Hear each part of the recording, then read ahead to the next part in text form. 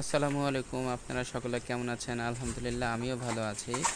আজকে আপনাদের মাঝে একটা ভিন্নধর্মী ভিডিও নিয়ে এলাম। আপনারা এতদিন দেখেছেন যে আমি অনেক ডিম সংগ্রহ করি খামার থেকে। বিভিন্ন রকম আমার কোন মুরগির কী অবস্থা, কেমন কি এগুলো আপনাদের এতদিন দেখিয়েছি। আজকে দেখাবো যে একটা খামারে কি পরিমাণে কষ্ট আছে। আজকে মূলত ছুটির দিন ছিল।